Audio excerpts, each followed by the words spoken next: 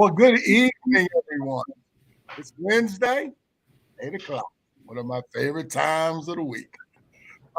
It's the Real Fellas Talk Sports, and I'm with my favorite folks tonight. So before we get into the show, and we're going to talk a lot of NBA basketball, a lot of playoff basketball, that thing is starting to wrap up. But before I do that, let me introduce the panel. Two of my really good friends, Mr. Earl Go Rush. How you doing, Earl? Charles, I'm doing great. Great to see you, and Larry, and I'm excited and ready to discuss the hot topics. I like that. Mr. Larry Abels, good evening, sir. How are you doing, and how's your week been going? I'm good, Chuck, and my week is at its highlight being here on the show with you and Earl. So I'm ready to rock and roll whatever you are. I think something's wrong with you and I, Larry, because it's one of my highlights too. We might want to introduce ourselves to other activities.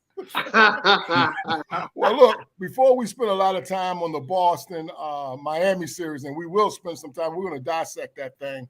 I want to at least touch on the Miami Golden State series that Golden State won 4-1, and I guess they wrapped that up last Wednesday or Thursday. So they are the Western Conference champs.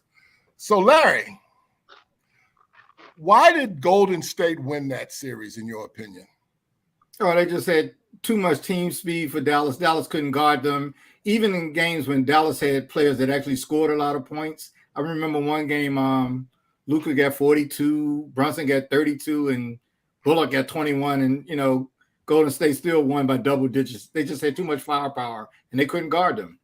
Yeah, I agree with you, actually. That's a good point. How about you, Earl? What's your thoughts? Why did Golden State win that series and win it so decisively? Well, just as Larry said, they just had too many weapons. And, you got 4 or 5 guys that score against 2 or 3 guys that can score. And, you can do the math. I agree with everything that Larry said, and I really can't add anything else that's going to add to the conversation. So I disagree with Larry. Good. They had too much team speed for them too. For Dallas. Yeah.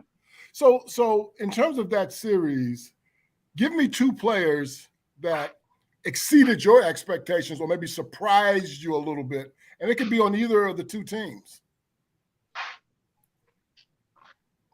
Oh, Larry, let's start with you, Larry. Sorry about that. The first person I'll point out is Brunson. I knew he was a free agent. I knew he was valuable to that team. And, prior to Tim Hardaway Jr. being hurt, he was like their number 2 scoring option. So Brunson sort of came out of nowhere for me, and it's a perfect time for him as a free agent. So he was very good, very decent. On Golden State's team, I'll go with Wiggins.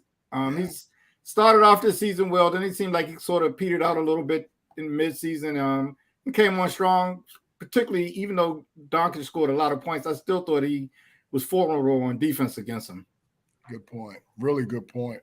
How about you, Earl? What 2 players surprised you or caught your attention or maybe exceeded your expectations going into that series? And it could be, again, for either team.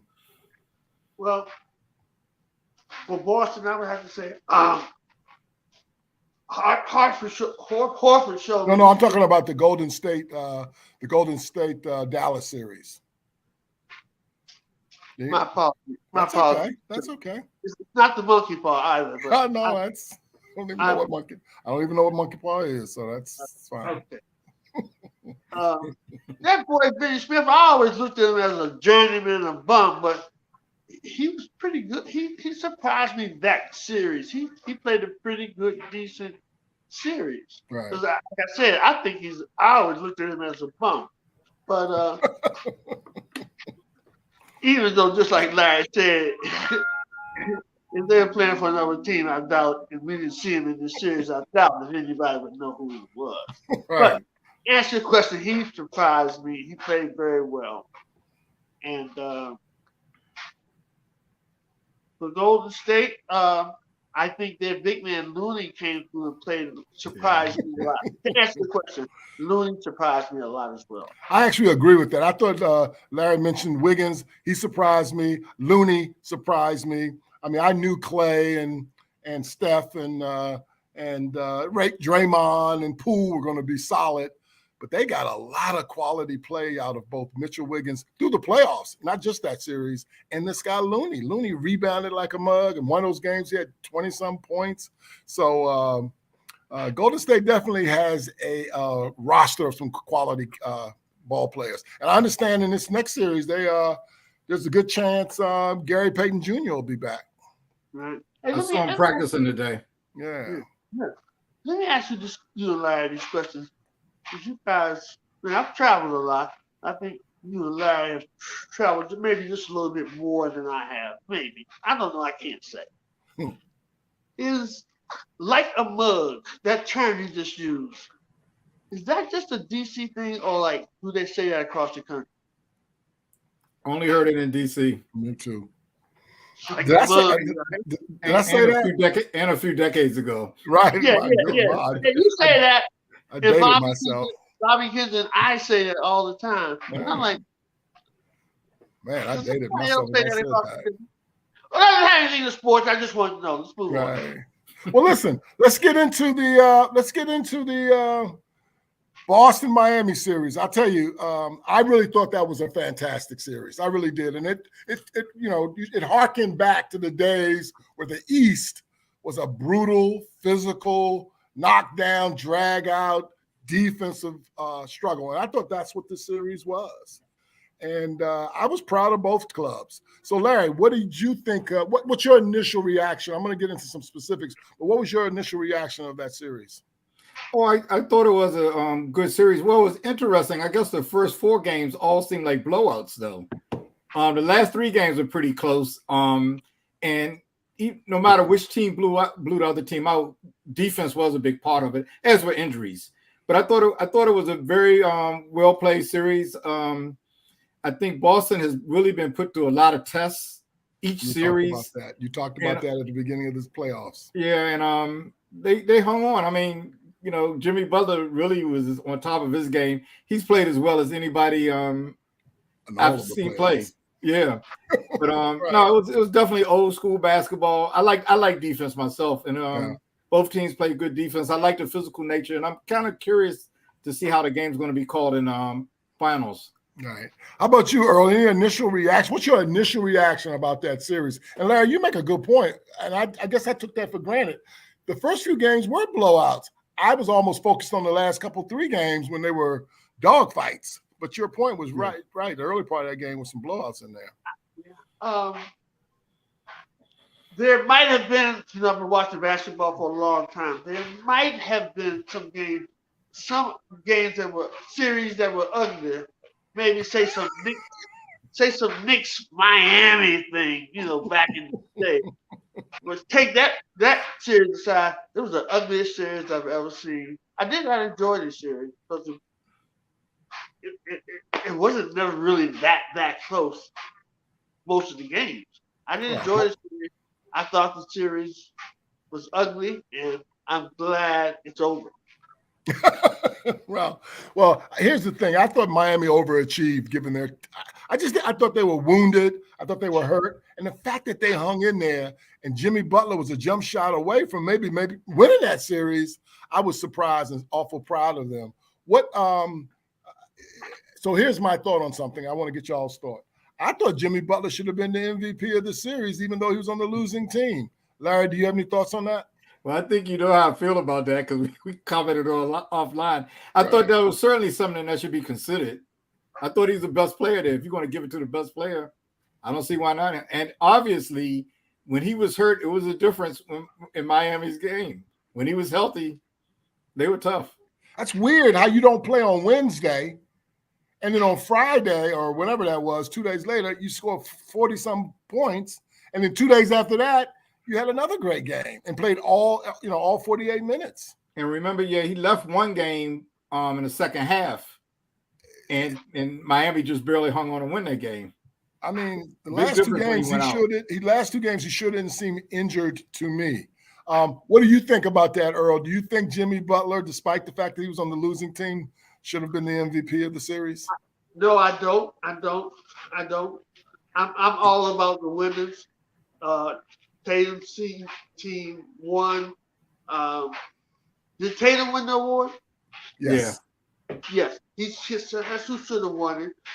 Yes, Jimmy had 2 gigantic games, and he played awesome the whole series. He did. But he also had 2 clunkers as well that people seem to be putting in the back of their mind because he had up to 47 points. It ain't like he scored 40 or 35 all 7 games. To answer your question, there's no way Jimmy should have won that award. The team did not win. If he was all that, his team would have won. It's a team sport, man. It's a team sport. I think he was the best player there in that series by far. He was the best player, but he wasn't the MVP of that series. The MVP series was the one who won it, the one who led his team to those games. I guess MVP is somewhat of a nebulous term that I know the practice has been to give it to the best player on a winning team, but my interpretation of who's the best player. I was just so impressed with Butler in that whole series. They told me Butler couldn't shoot, and he was knocking down threes. He was scoring every which way he could score. Who told you he couldn't shoot?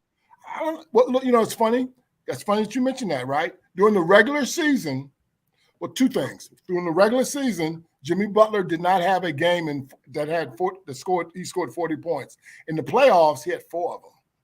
Also, they put out during the playoffs, they put out the top 3 all NBA teams. And people like Siakam made that team. Jimmy Butler was nowhere to be found. And I think if we took the playoffs into consideration as we put together those 2 All-NBA teams, I think Jimmy Butler would be on that group, right? Yeah, but we're not taking the playoffs. We're taking the regular season. I understand that. So I didn't know. So when I say people said that he couldn't shoot or wasn't a great shooter, I thought that was the case. And he was knocking down shots all over the place. He averaged 21.4 points a game regular season, about 6 rebounds and 6 assists. I mean, that's pretty steady. He had made the 3rd team the year before. And I think last week's show, we talked about a lot of people that had dropped off, like Bradley Beal, Kyrie Irving, Right. Kawhi Leonard made 1st team last year. All of those dropped off. None of those players were playing, most of the year this year. But all of a sudden, I don't know why Butler fell off this year. Right. Those numbers seem to be good enough to keep him there if he was there. And he's made it like 3 out of the last 4 years before this year. Well, you would think the best player on the team that won it in the East would be on one of those 3 teams. So you would think. But right. 21.4 for all the way everybody's scoring, that ain't impressive either. That's what I'm saying. So he impressed me in the playoffs because he scored like crazy at will. And the other thing that he does very good is plays defense. 2-way player. He's a good 2-way player. No matter who you put him against, you're not going to lose that matchup by much. If somebody, anybody can have a day where they just blow him out of the gym, but everybody playing their best, he's very competitive. So I'm going to ask a question I asked about the Golden State and the Dallas series. So what 2 players, and again, they don't have to be on the same team or what have you, and it could be more than 2 if you want to add, but what 2 players surprised you positively or negatively in that series? I'll start with you, Larry. Well, is that different than what I answered before? With positive surprises were 2 players in the Boston. Brunson and I said Brunson and Wiggins. I know that was in the Golden State series. I'm talking about the Miami-Boston series. Oh, okay. Miami-Boston series. I'm sorry. I got a little confused there. That's okay. In that series, let's see. Gosh, it's hard to say. It was so many injuries. I was going to say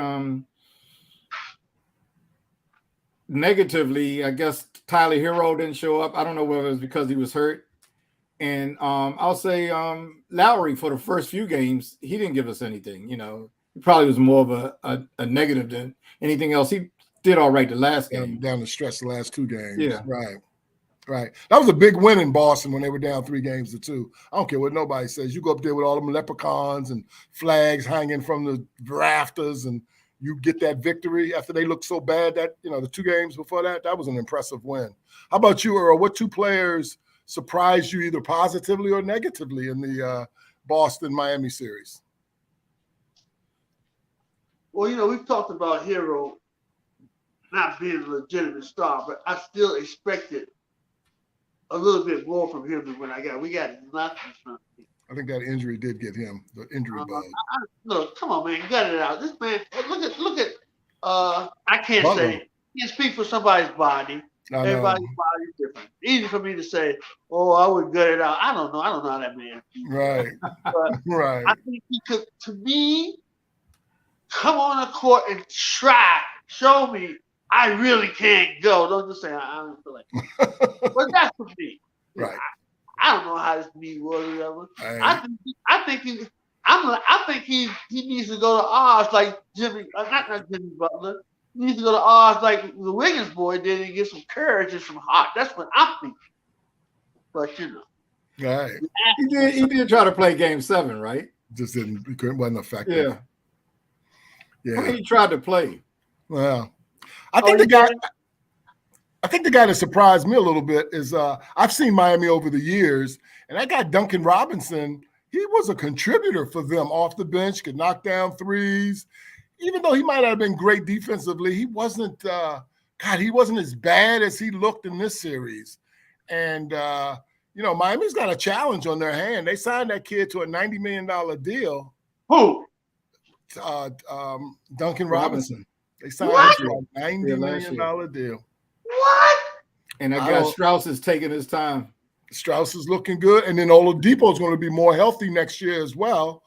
I just don't know how Duncan Robinson, I mean, I'm sure they're going to try to move him if they can find a taker. But I was a little disappointed in Duncan Robinson. And I'll tell you another guy, he had flashes, but another guy I was disappointed in was Bam.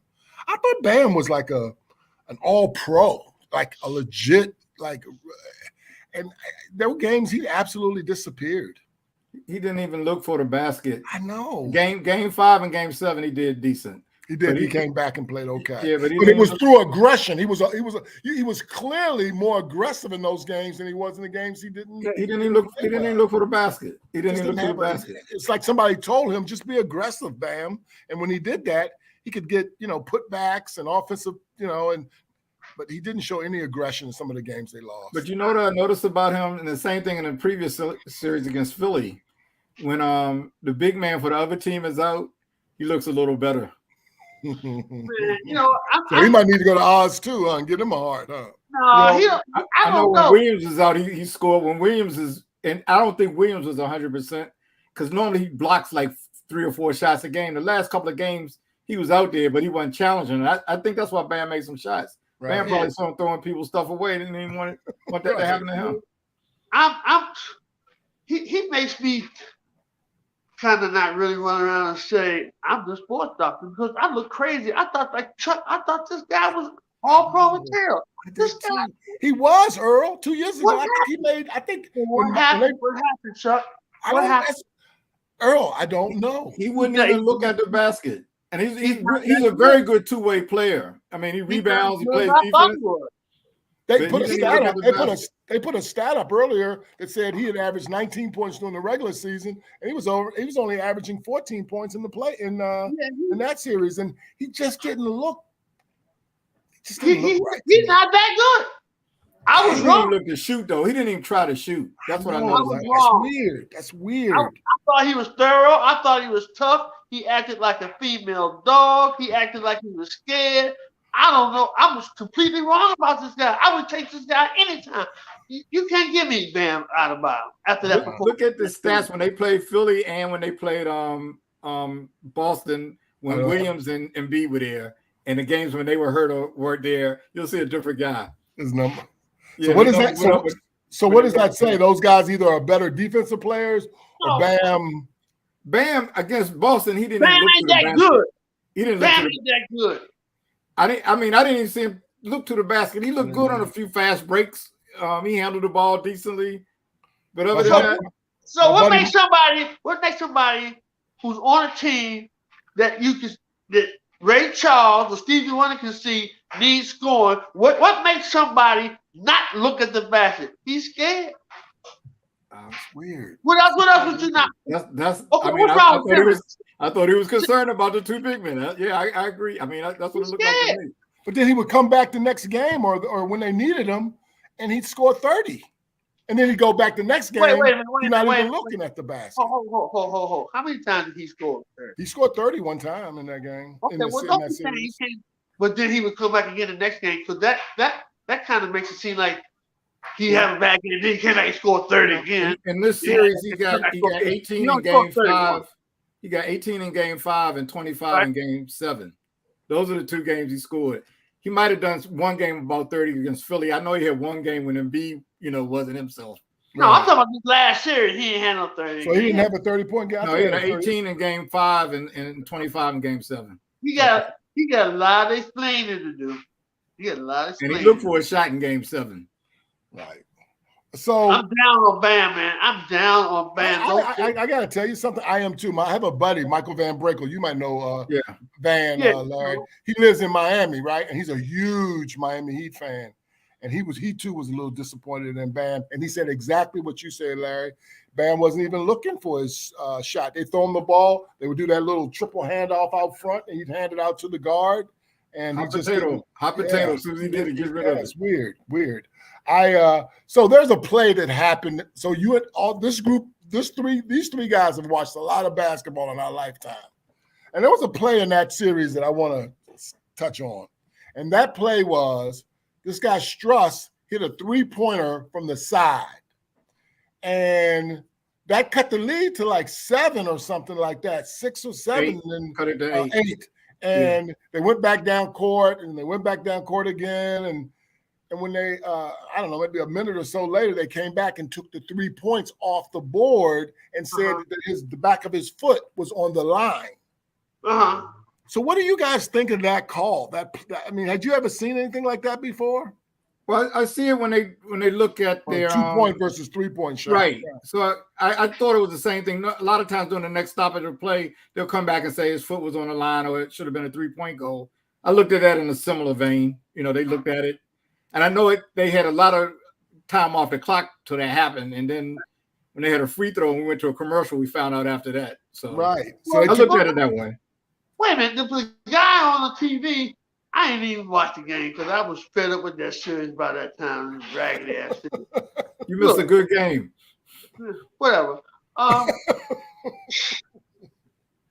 Monkey paw. I can't even remember what I was getting ready to say. But I have to tell you though, Larry, had you ever seen anything? Again, we've seen it when it's 1 point versus 2 point versus 3 points. But had you seen it like? I haven't seen somebody at that moment. That was kind of a big call. Well, you know what? Everybody was saying, excuse me, Larry. Everyone was saying it was such a big deal. Okay, so 1 point. What? Why is it such a big deal? It ain't like it took away the 3 points. It was 1 point. What? Why was that such a big deal? No, they took all 3 points away. Up by 1. Huh? They took all 3 points away. So in other words, they took all 3 points away. What happened? Miami was making a run at them because they had like a 19. Oh, you say he was out of bounds. Oh, right. I thought you were saying he was on the 3 point, not the 2 point line. He was out of bounds. He was out of bounds. He was coming on the sideline. And they were on a run. And Miami was on a run. They had cut it to single digits, and they had the momentum, the crowd. And it looked like that, maybe Boston was on the ropes. Boston had a hard time they came back closing. 5 minutes later and said this 3 was no good. Maybe not 5 minutes, but it was a couple minutes later. The next dead ball, how they have a dead ball stoppage, and then they come back after somebody's getting ready to shoot a free throw, and they'll say instead of a 3, this is rule of 2, but a lot of times they got to make sure that transfer was made into their account first. Okay, all right. Well, a lot of times the announcers tell us that they're going to do that when it's a question about whether it's a 2 or 3. Yeah. And I guess the referee signals the bench, the score or something and says that. But we didn't get that information. So when we came back, there was an announcement at the stadium that they took the ball away. And then I think that cut it to that would have cut it to 8. And I think that put it back up to 11. And then Miami hit a bucket and they put them up to 13 or 14. But they had 2 free throws. They had two free throws right after that. And then the momentum was killed, so to speak. Right. Well, that was third quarter though. They made another run. Right. And that leads me to another thing at the end. I don't know. I know that Marcus Smart is a tough kid. Defensive player of the year. He's to Boston what Draymond, I guess, is to Golden State. But I thought he had 4 or 5 jump shots late in that game that almost cost Boston the daggone game. And he kept shooting that thing. And that was weird to me. And that's not the first time I've seen him in the last 2 minutes of a game blow the game. So what did you think? Was that just me, Larry, or did that get your attention? Why does he keep shooting? I know. And you know what they were doing? They were doubling Tatum and Brown, and leaving them wide open. For a reason. Early in the game, Van Gundy said, I don't know why Smart keeps shooting those rainbow jumpers. But he was so wide open, he had to shoot. But part of what bothered me with that was he was shooting it early in the shot clock. Right. Like 18 seconds left in the shot clock. Right. And they were under a minute. Earl, he missed about 5 shots down the stretch. Hey, Earl, they were up like 12 or something. And the next thing I know, they were only down 2. They were only up 2. And Smart had taken all the shots. They probably were up by like 10 or 12 with about a minute and a half left. Exactly. And he came down and shot every time. Every single time. And so if Butler hits that shot, Miami would have been up 1. Yes. And I thought the game was over with about a minute and a half, 2 minutes to go. So then they would have doubled those same 2 guys and let him shoot again. Yeah. He did hit the 2 free throws though. When he got fouled at a rebound. Yeah. Good gracious, man. What are you doing, Marcus? But you know what else happened in that game? I think Butler and Tatum only took I want to say 7 shots in the fourth quarter combined. So what is up with that? Do they shy away from the action in the fourth quarter, or was it what you said strategically? They doubled both of them in the fourth quarter so that other people could beat them. Well, I think that's what that happened down the stretch for sure. They might have been doing it earlier because I had to play it back and kept saying, why is Smart so wide open? And I could see it was like nobody was guarding him. And then he wouldn't drive to the hole. I mean, stand out and shoot his jumper. Yeah, he shoot those rainbow threes. What are you doing? This is game 7, dog. What are you trying to do here? You're trying to be the hero. Right. Now, the question I want to ask you guys, a lot of people have been giving Jimmy Butler a lot of crap for taking that shot because he's really not a 3-point shooter. Right. Do you guys think that was a good shot that he took? I loved it. I thought it was great. I absolutely loved it because he was going for the win. Remember, he had played 48 minutes, and he knew he was close to being out of gas, if not out of gas.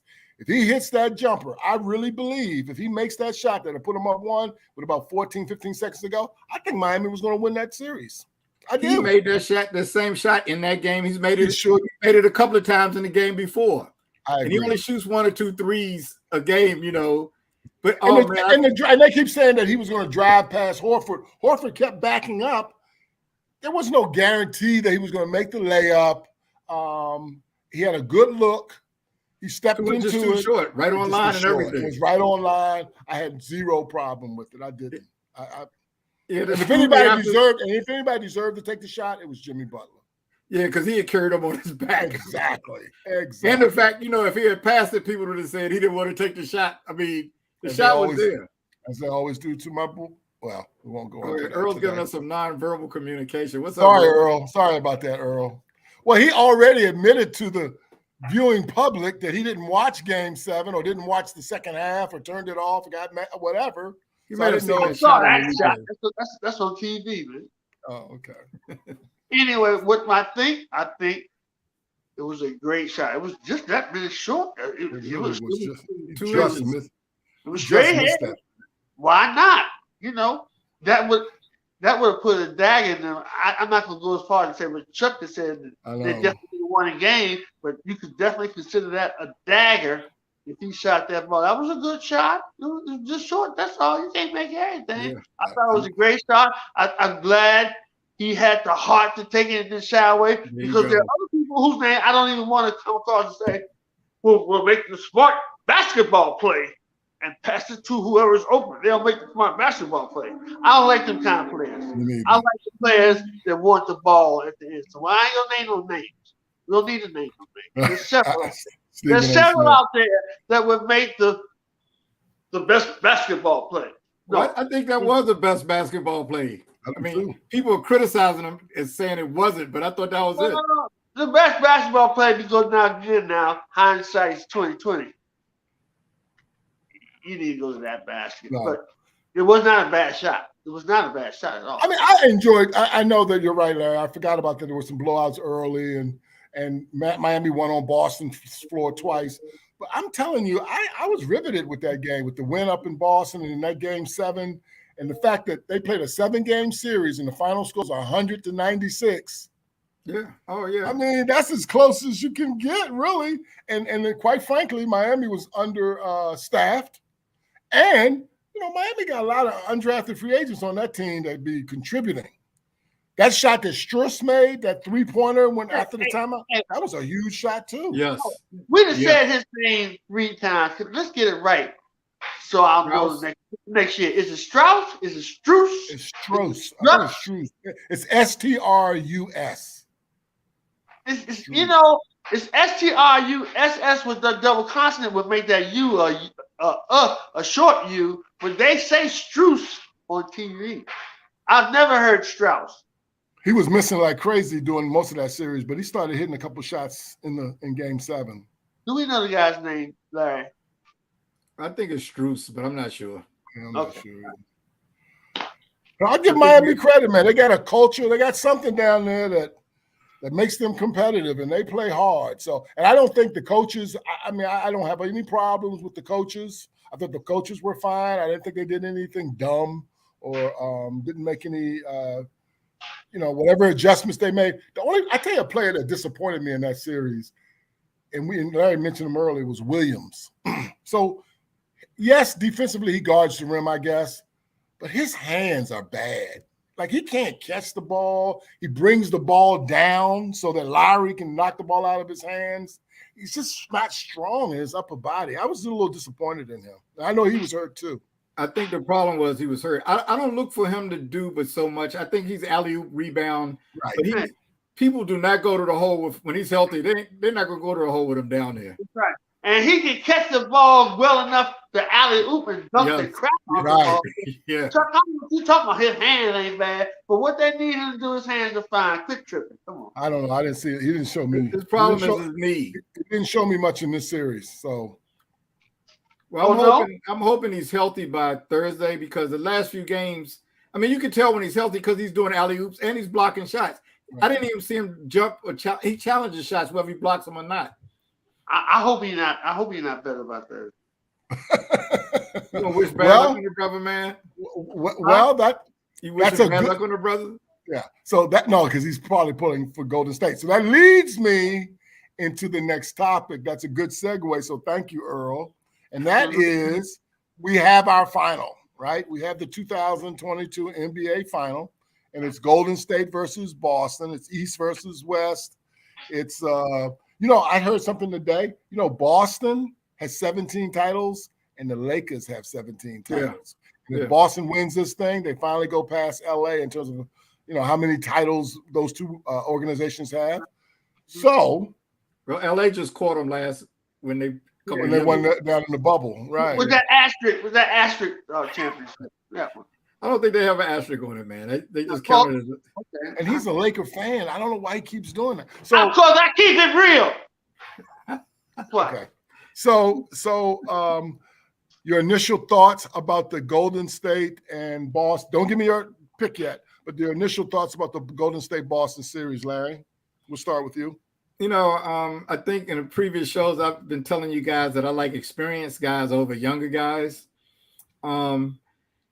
That's what this matchup primarily is experience and youth. But the difference is, I guess, the experience with Golden State are their 3 stars. The experience for Boston are more role players. So I think it's going to be an interesting matchup. I look at the series that Memphis played Golden State, and I see some of the same things, but I think Boston is a little further advanced than Memphis was. So I think they have a shot of beating them. Of course, everyone being healthy. Go. What do you think of this series? What's your initial observation without giving me your winner yet? I think it'll be a very, very interesting series. I think if any team was equipped to beat Golden State, I would say it would be Boston. I don't know why. I'm so hesitant. Why I'm so hard. It seems like a lot of other people are hard on Jason Tatum as well. I mean, he just started blossom into a superstar. We want the guy to be like the greatest of all time, Jordan, and just take over. He's a young man. He'll get there. But Boston got a pretty good team. They have a good team. I'm worried, even though you don't ask me who I'm liking. Well, we're going to get to Boston has a good chance to win this series. I think Boston has to be consistent. The thing about Tatum and Brown, especially in this last series, they weren't as consistent, and a lot probably had to do with Miami's defense and adjustment, because I think Miami makes a lot of adjustments.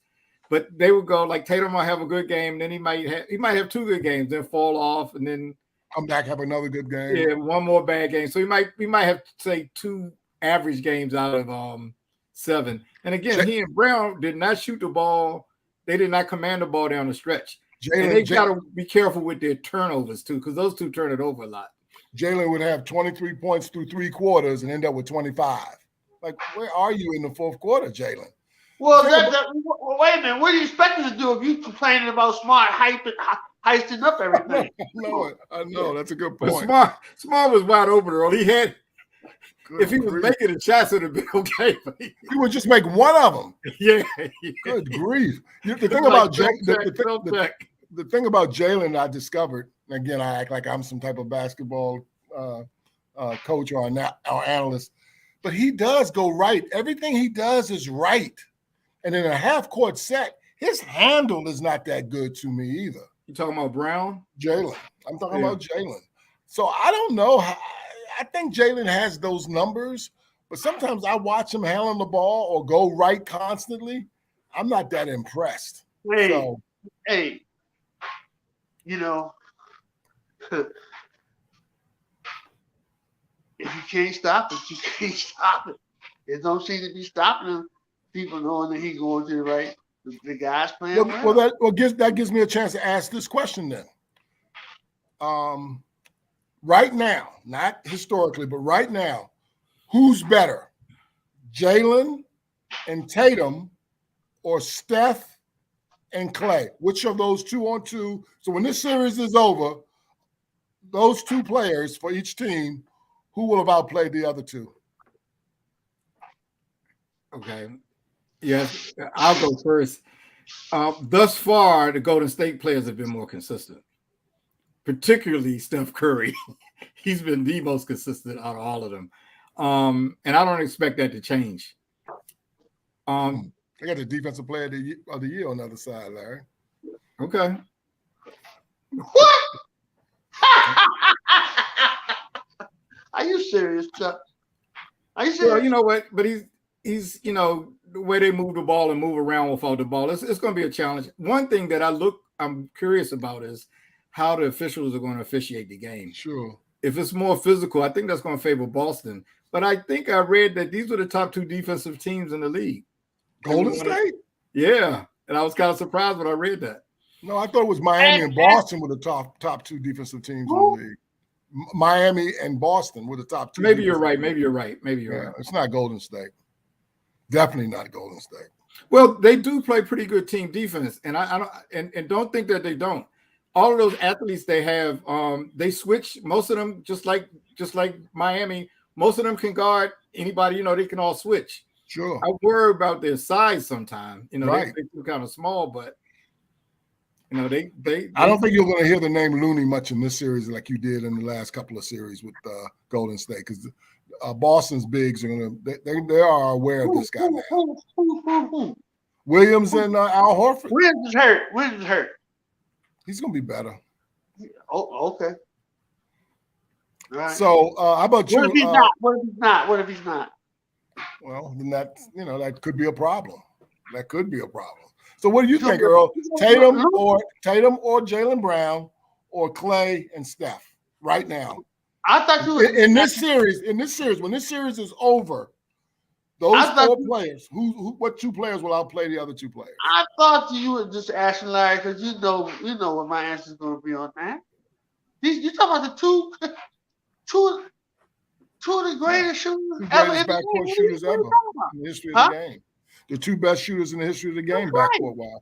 That's right. Curry, and to answer your question, I guess I have to go through all that. Curry and Clay. Clay will outplay the other guys from Boston. To answer your question. Okay. I don't need to go through a lot of crazy. We're going to monitor that. We're going to monitor that through this series. So. Have you been monitoring everything that we've been saying so far? I mean, we have it on tape, you know. Well, so, one question I have to ask you is, I don't know. I've read you haven't. I know you have said earlier, so we're going to get to who you think wins. But I don't know how can I don't know. Maybe this. I don't know how any black man can root for Boston. Oh, come on. You kidding me? Really? Have you been to Boston in your travels? Yes, I have. But that has nothing to do. That has not. I've been all over them. I've been all over. Did any policeman ever stop you and say you in the wrong neighborhood? No, they did not. But here's anyway, the thing. But here's the thing. I agree. I'm a Laker man over Boston, but I don't like Golden State. So I'm rooting for I'm going on record. I'm rooting for the Celtics. And honestly, objectively, I think the Celtics has a chance to win because they can match Golden State with their experience, their size, their tenacity, their defense. I think that coach is a really good coach, and I expect Boston to beat Golden State. See, we go in the same neighborhood, but we were a little bit up further, past 10th Street. Nobody in our neighborhood could ever root for Boston Celtics or Duke or DeMatha. But okay, it's all good. You didn't like Bill Russell and those guys back in the day? Zach Sanders, Bill Russell, Sam Jones, Casey Jones. You didn't like those guys? Yep, that was back when Hold on a minute. I'm just asking about that era. I've been a Lakers fan all my life. I hated them because they were crushing my Lakers. That's why. Okay. Yeah. No, I did not like them back then. I was on Wilt West and Bayless tip. I wasn't on Russell. Okay, that's fair. Answer your question. Fair. All right, Larry. So let's get into it. Who wins the Boston Golden State series, and what's the key factor for us to watch? Who's going to win, and what should we be watching to indicate that to support your point in terms of who's going to win? I'm gonna pick a winner, but I'm not, sure. It's a lot of things to look at. I'll go back to saying health. I think Williams I think he's important for Boston. He takes away all that driving to the hole when he's in the game. I mean, you're not going to drive to the hole. He doesn't really have to guard Draymond because he's not going to shoot much. Right. So he can down there and clog the middle up. The other thing is how the officials referee the game. I think the physical play and certain crews allow more physical, but they change crews every game. Right. So certain crews allow more physical play. I think that's Boston. With the offense free to roam a little bit, if they don't call it very close, or if they call it close, I think Golden State wins it pretty easily. But if they allow them to play, which I hope they allow them to play what I'm used to NBA basketball, more like the East, I think Boston will win. So you're picking are you picking a winner then? Who are you picking to win the series? Right now I think Boston will win, but my only caveat, I think Williams has to be healthy. If he's not healthy, then that kind of changes things. Earl? And it's that close. I agree. I don't disagree with you. Earl, who do you say will win the series and kind of why, or what should we be keeping an eye on to indicate or support why you think Golden State's going to win? If you think that. I don't care who's injured or anything. It's Golden State, the sports doctor speaking right now. In 6. Who do you need to watch? Who? You need to watch Steph Curry. You need to watch Clay. That's all you need to watch, those 3. Why? You ask me why? Those 3. Boston they play the best defense out there. Stifling defense. I think their defense is better than Miami, not because they won the series, but I just think they're better athletes. When Williams is not hurt, he's a shot blocker and he makes a difference. But they can't keep up with him. They're winning in 6. Golden State's winning in 6. It's not. That's it. So one of the things I'm going to watch, and I've seen this year. Golden State doesn't always hit those shots. Like against Memphis, they got a bunch of offensive rebounds and gave them second shots. against Dallas, who was grossly undermanned, in my opinion, in terms of Golden State doesn't always hit those shots, and they gotta shoot well for them to beat Boston. And Boston's gonna have something to say about that because they're gonna be up in you. So I don't think they're gonna get away with some of the things they've gotten away so far against some of the teams they've played so far in the West.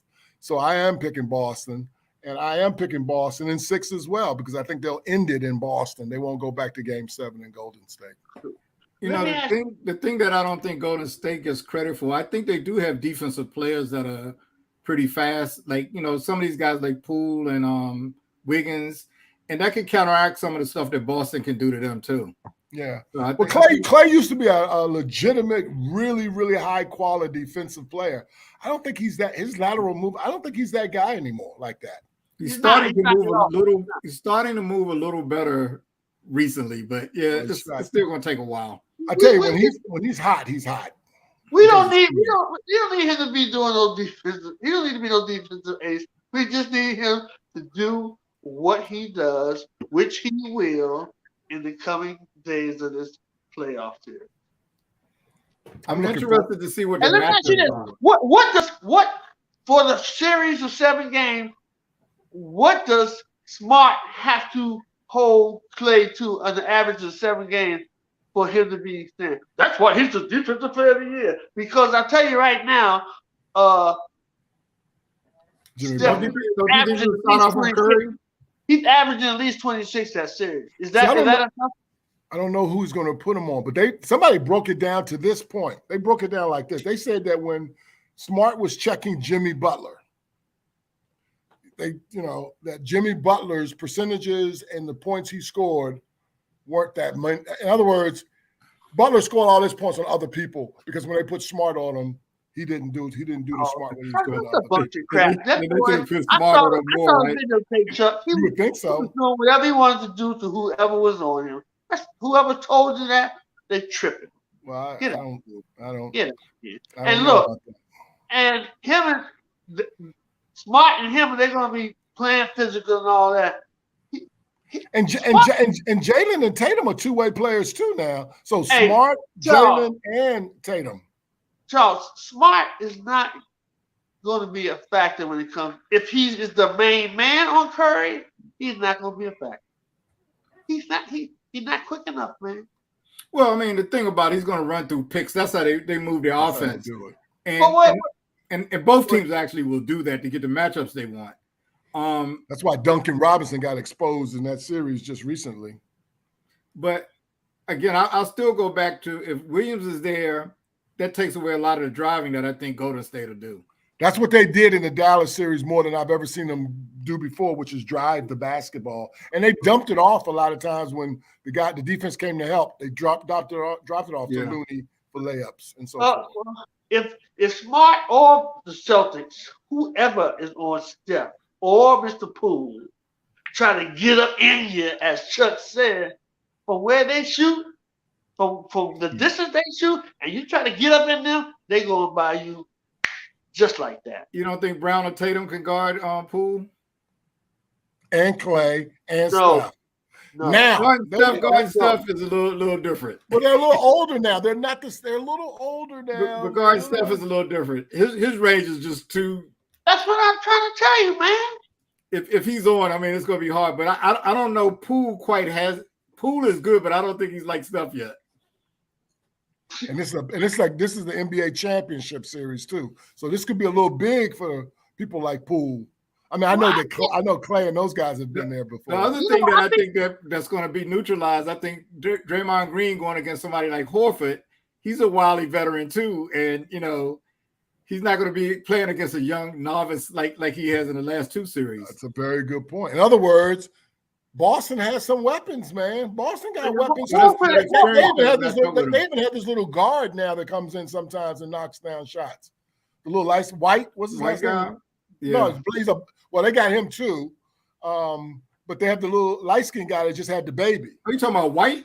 White. Yeah. They discovered him in this series. He had a couple games he knocked down shots. I mean, he's not. Look, he's not. I'm No, not he's like asking. the guys off. He's like the guys off Golden State's bench. He'll come in Exactly. and contribute. Yeah. No, he's not.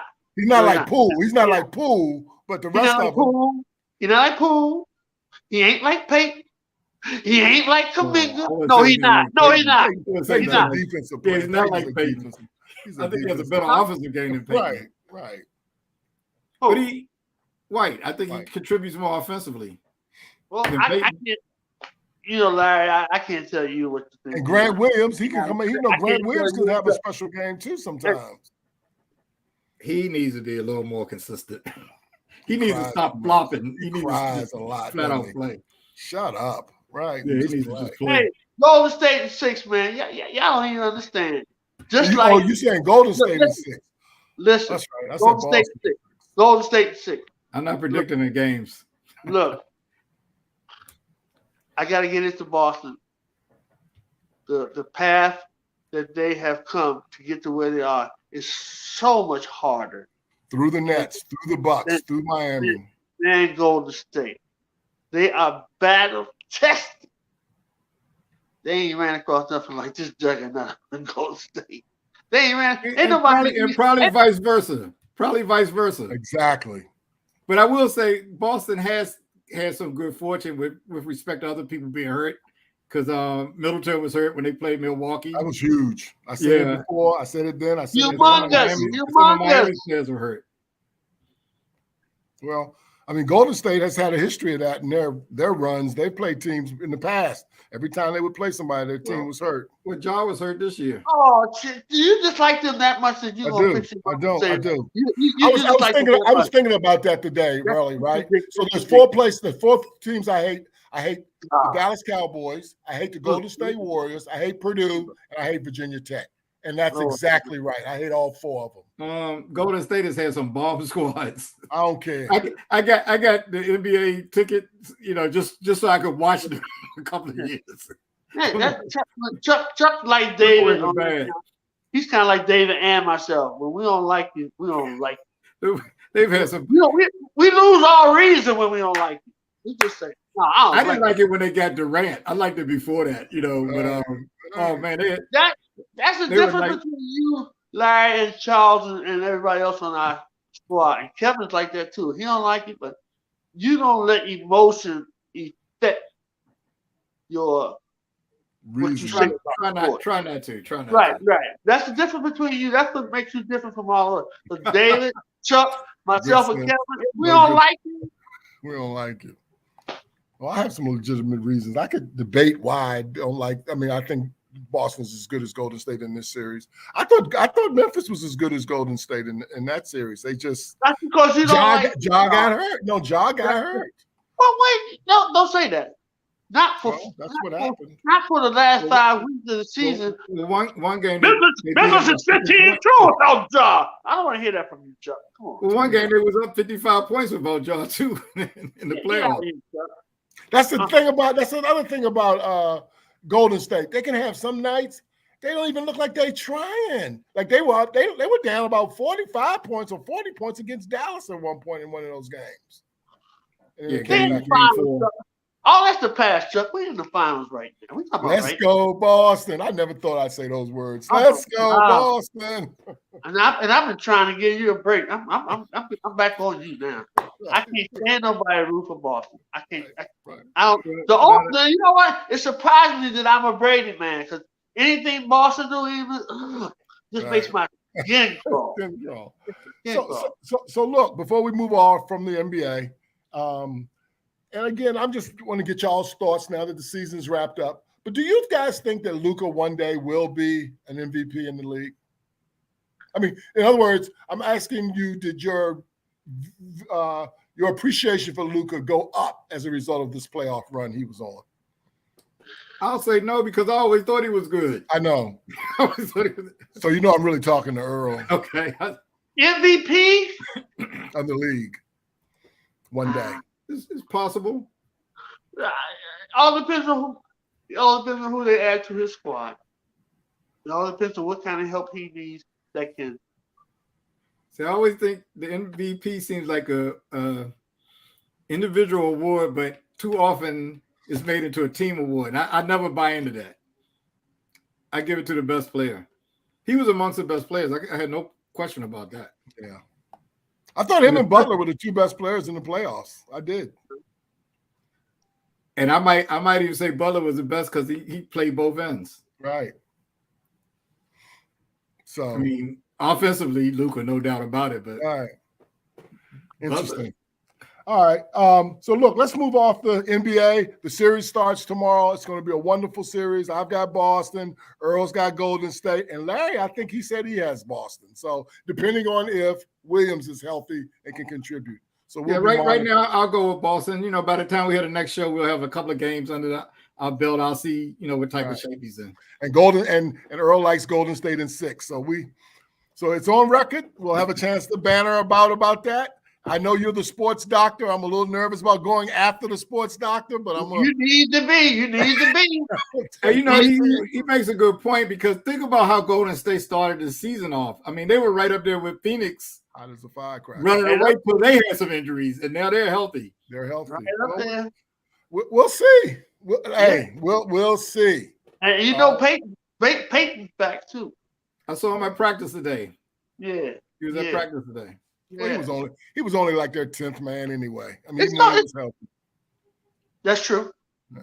That's how deep he was getting in the rotation though. Porter got hurt. He was another guy that plays defense for them. He was hitting some crucial threes from the corner. I know that. Yeah, they'll probably let him have that shot. If Gary Payton is hitting shots against us, against the Celtics, you're right. They're in trouble. But the thing is, I'm not rooting for Golden State because I hate Boston. I'm rooting for Golden State because they're the better team. It ain't got nothing to do with my hate for Boston. They have 2 more wins. I think their record is 53-49, and I think Boston. In other words, it's not like they rank.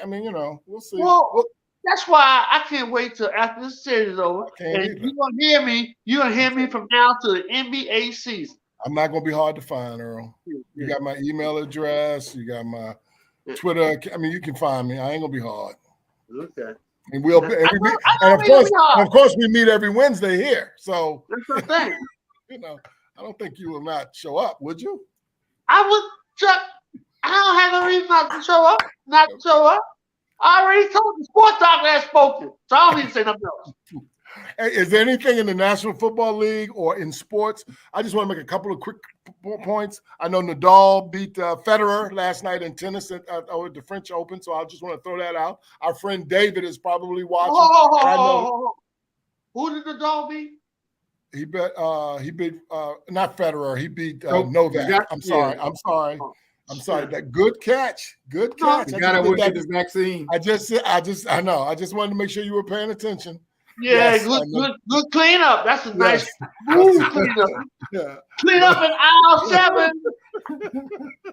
So Nadal beat Novak, and so I just wanted to make mention of that. But is there anything else in sports that you guys want? And by the way, Coco is in what's her name? Coco Golf. Yeah, she's in the semifinals. She's in the semifinals. 18 years old. So we're rooting for her too. Yeah. Go, baby. Anything else in sports or in the National Football League? Can anyone explain to me how in the USFL all the games in one stadium? I don't understand how that's working. I'm not quite sure. Don't even get me started on that subject because I have no clue. I don't know what they get paid. I know they're playing all the games in Birmingham. Well, how you play all your games in Birmingham on the same day? I don't know if it's the same day, but I know they play multiple games there one day. I know there are multiple games there at least. Yeah. I can't follow that. I don't even know how many teams are in the league. I don't understand. Maybe you can come back next week. What do they play once a week? Once every other week to see the team. We don't know. Okay. I don't know. I don't even follow football app. But it's funny. They are on TV, so they have advertisers and so forth. So I guess there's a market. I guess. But no, I have not been following that. I think it's too much football anyway. They don't even need Thursday night games for me. They kind of throws me off. Sunday and Monday. Well, look, let's start to wrap this up. Is there anything? Do any of you distinguished gentlemen have any closing comments? And I'll start with you, Mr. Earl Go Rush. I just wanted to remind you that Keep my name out your mouth. okay, all right. Let me keep your name out my mouth. No, I'm just kidding. Because I sure don't want no Chris Rock thing here. So, You won't get one here. because I'm not gonna walk away. I'm not. I know. Those guys 2 blocks up from us. I know. You did a great job tonight, Chuck, and I had a good time with you and Larry as always. Yeah, I do. It's my favorite part of the week. Larry, you have any closing comments? No, I don't have anything this week. Actually, I don't have anything either. So that'll conclude our show. We do appreciate the thousands of fans who check in. And by the way, thanks for sending those emails that you've sent in during the weekend. And we try to answer all of those when you send those in. So we do appreciate you sending those in as well. So on that, everyone have a great rest of the week. Enjoy the NBA Finals. I think it's going to be a great finals. And we'll see you next Wednesday. All right. Thanks, gentlemen.